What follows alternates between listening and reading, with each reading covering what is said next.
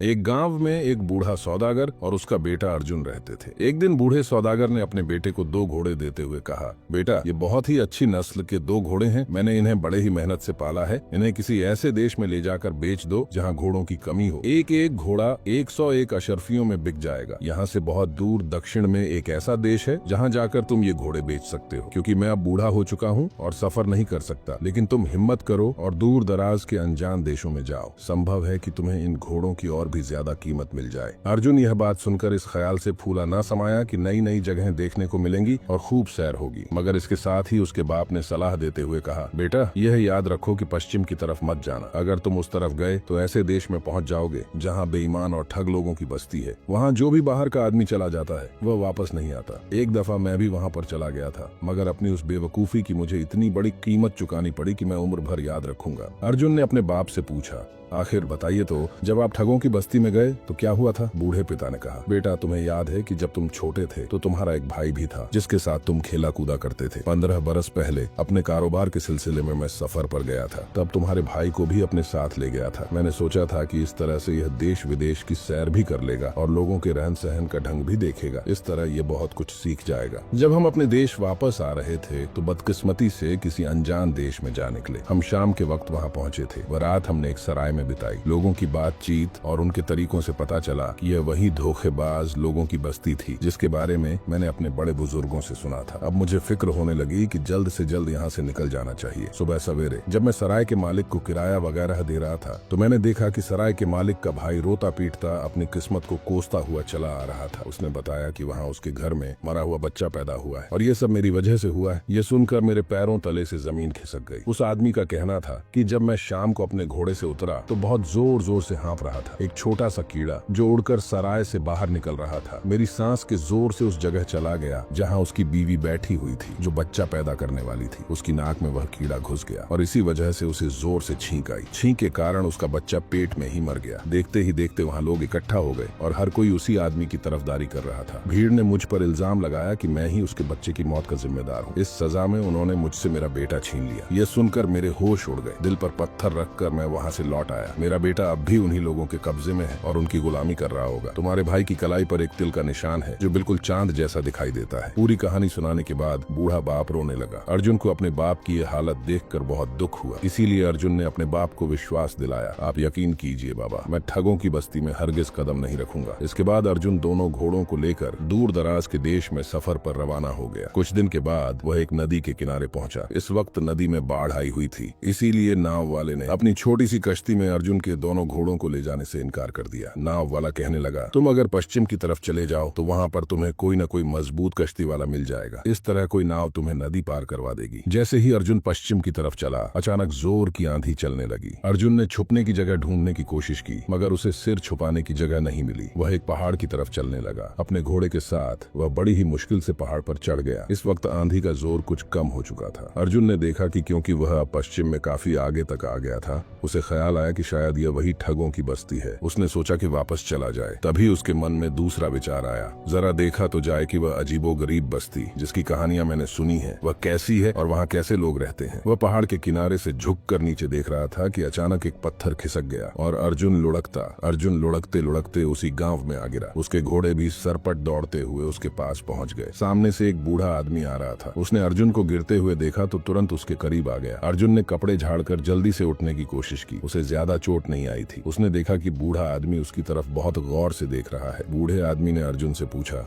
बेटा तुम्हें कोई चोट तो नहीं आई? अर्जुन ने दिल ही दिल में सोचा, अच्छा इस बस्ती में ऐसे नेक लोग भी रहते हैं जो दूसरों को तकलीफ में देखकर उनका हालचाल पूछते हैं। अर्जुन अभी ये सब सोच ही रहा था कि वह बूढ़े का शुक्रिया अदा करे, तभी बूढ़े ने रोना पीटना शुरू कर दिया। असल बात यह थी कि एक मेंढक अर्जुन के नीचे दबकर मर गया था। बूढ़ा आदमी रो रो कर उस मरे हुए मेंढक को देख रहा था और कहने लगा, मेरे प्यारे छोटे से बच्चे, मैं तेरी मौत का बदला जरूर लूंगा। उसके रोने पीटने की आवाज सुनकर बहुत से लोग वहाँ पर आ गए। वे लोग किसी अनजान भाषा में बूढ़े से बातें करने लगे। फिर उन्होंने अर्जुन को बताया, इस बूढ़े के यहाँ कोई बच्चा नहीं है। उसने इस मेंढक को ही अपनी औलाद की तरह पाला था। वह इसे बहुत चाहता था और इसकी सेवा करता था। अब बेचारा बूढ़ा आदमी अकेला रह गया है, इसीलिए वह इस मेंढक की मौत पर इतना दुखी हो रहा है। इसके बाद गांव वाले भी बूढ़े के साथ रोने पीटने लगे। अर्जुन बुरी तरह से घबरा गया। उसे कुछ समझ में नहीं आ रहा था कि अब क्या करे। उसने लोगों से पूछा, बूढ़े के दुख को कम करने के लिए क्या किया जाए? बूढ़ा एकदम से बोला, अपने घोड़ों में से एक घोड़ा मुझे दे दो। अर्जुन ने नाराज होकर कहा, एक मामूली से मेंढक के बदले में मैं अपना घोड़ा नहीं दे सकता। तब बूढ़ा कहने लगा, कैसी बातें करते हो नौजवान, क्या घोड़ा किसी के बेटे से ज्यादा कीमती हो सकता है? आखिर में बेचारे अर्जुन को अपना एक घोड़ा उस बूढ़े के हवाले करना पड़ा। वह बहुत ही उदास और दुखी होकर वहाँ से चला गया। अब इस पहाड़ पर चढ़ना बहुत मुश्किल था, इसीलिए अर्जुन काफी दूर तक पैदल ही चलता रहा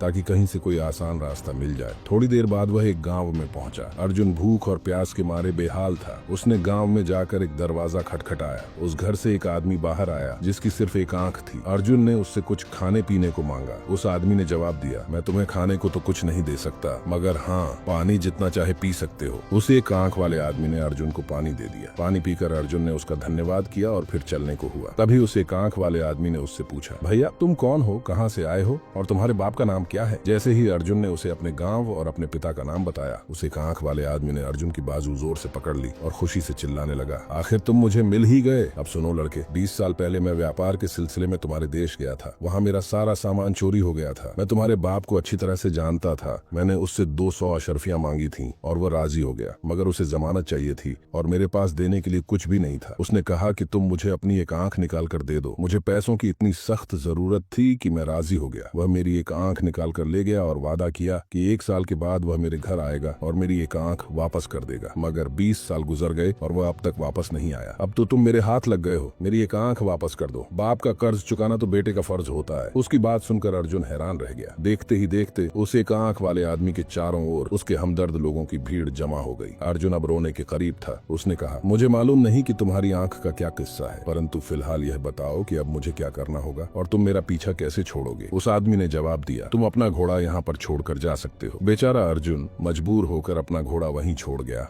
और अकेला ही आगे बढ़ चला। पहाड़ से गिरने के कारण उसका सारा बदन दर्द कर रहा था। दिल से भी वह बहुत दुखी था कि उसके दोनों कीमती घोड़े हाथ से निकल गए। थकान के मारे अब उससे चला भी नहीं जा रहा था। चलते चलते वह एक बगीचे में जा पहुंचा और एक वृक्ष के नीचे बैठकर आराम करने लगा। थकावट के कारण उसे नींद आ गई। कुछ देर बाद जब उसकी नींद खुली तो उसने देखा कि बगीचे में पास ही एक सेब के पेड़ के नीचे 2 आदमी बैठे शतरंज खेल रहे थे। उन्हें खेलता हुआ देखकर अर्जुन के मन में भी आया कि वह अपना मन बहलाने के लिए कुछ देर इन लोगों के साथ शतरंज खेल ले। अर्जुन उन लोगों के पास गया। उनमें से एक आदमी ने अर्जुन से कहा, क्यों भाई, क्या तुम भी हमारे साथ शतरंज खेलना चाहते हो? अर्जुन ने हाँ में सिर हिलाया। वह आदमी कहने लगा, भाई अगर हमारे साथ शतरंज खेलनी है तो उसकी एक शर्त है, और शर्त यह है कि हारने वाले आदमी को जीतने वाले खिलाड़ी के द्वारा बताए गए किसी भी काम को करना होगा। फिर वह आदमी पेड़ पर लगे हुए सेबों की तरफ देखकर कहने लगा, अगर तुम शतरंज में हार गए तो तुम्हें मेरा एक काम करना होगा। अर्जुन को लगा कि शायद वह आदमी उससे पेड़ पर चढ़कर सेब तुड़वाना चाहता है। उसने तुरंत इस बात पर सहमति दे दी और वे लोग शतरंज खेलने लगे। शतरंज के इस खेल में अर्जुन अनाड़ी साबित हुआ और वह हार गया। अब शतरंज जीतने वाले आदमी ने कहा, अब तुम्हें मेरा एक काम करना होगा। अर्जुन तपाक से बोला, कोई बात नहीं भाई, भला पेड़ से सेब तोड़ना कौन सा बड़ा काम है, मैं अभी कर देता हूँ। उस आदमी ने कहा, तुमसे किसने कहा कि मैं तुमसे सेब तोड़वाना चाहता हूँ? मेरे पास तो तुम्हारे लिए एक दूसरा काम है, और वह काम ये है कि तुम्हें मेरे लिए समंदर को खाली करना होगा, उसका सारा पानी निकालना होगा। अगर तुम ऐसा नहीं कर पाए तो तुम्हें जुर्माने के तौर पर मुझे 1000 सोने की अशर्फियां देनी होंगी। उस आदमी की बात सुनकर अर्जुन के होश उड़ गए। वह कहने लगा, अरे भाई,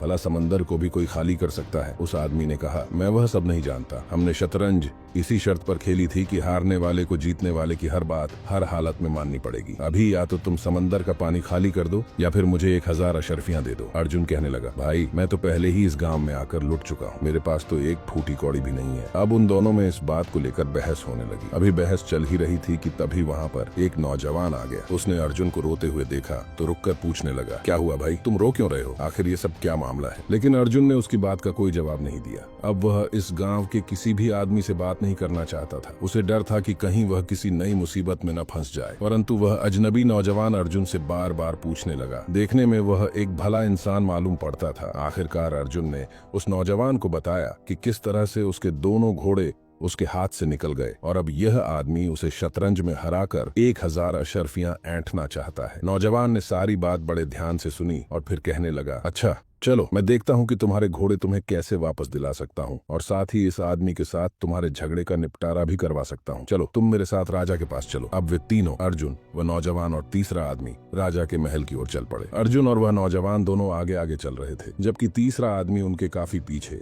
धीरे धीरे आ रहा था। तभी उस नौजवान ने मौका पाकर अर्जुन को धीमी आवाज में सब कुछ समझा दिया कि उसे राजा के पास पहुंचकर क्या कहना है। पीछे पीछे चल रहा तीसरा आदमी उनकी योजना से पूरी तरह अनजान था। रास्ते में अर्जुन और उस नौजवान ने एक मेंढक पकड़ा और उसे अपनी जेब में छुपा लिया। जब वे तीनों राजमहल पहुंचे तब अर्जुन ने राजा के सामने अपनी शिकायत रखी। उसने बताया कि गांव के दो लोगों ने उसे उसके 2 घोड़े ठग लिए। राजा ने सिपाहियों को भेजकर उस बूढ़े आदमी और एक आंख वाले आदमी को राज दरबार में बुलवाया। राजा के सामने पहुंचकर बूढ़े आदमी ने अपनी बात रखी। उसने कहा, महाराज, जो मेंढक अर्जुन के नीचे दबकर मर गया उसे मैं अपना बेटा मानता था, जिसे मैंने बड़े प्यार से पाला था। अर्जुन ने तुरंत अपनी जेब से एक मेंढक निकाला और बूढ़े आदमी के सामने रखते हुए कहा, महाराज, इस मेंढक को मैं अपना बेटा मानता हूँ। मैं इस मेंढक को पहाड़ के नीचे छोड़ देता हूँ, और अगर ये बूढ़ा आदमी उस पहाड़ से नीचे गिरकर इस मेंढक को कुचल दे तो मेरा बदला पूरा हो जाएगा। राजा ने कहा, हाँ, ये बिल्कुल ठीक है। मेरे विचार से यह सही न्याय है। बूढ़े के मुकदमे का यही फैसला है। ये सुनकर बूढ़ा चुपचाप अपना घोड़ा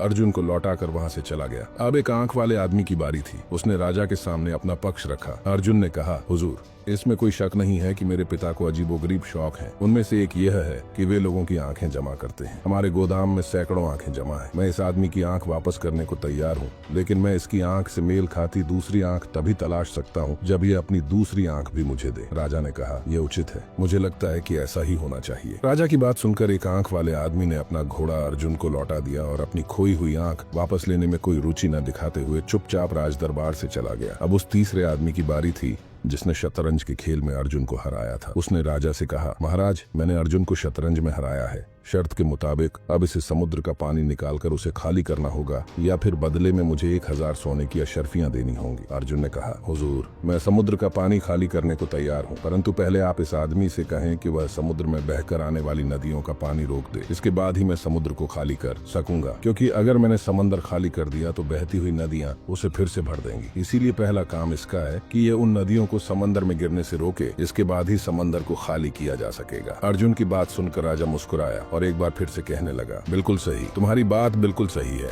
इस आदमी को पहले जाकर समंदर में गिरने वाली नदियों को रोकना होगा। अब तो इस तीसरे आदमी की भी बोलती बंद हो चुकी थी। वह सिर झुकाए चुपचाप वहाँ से चला गया।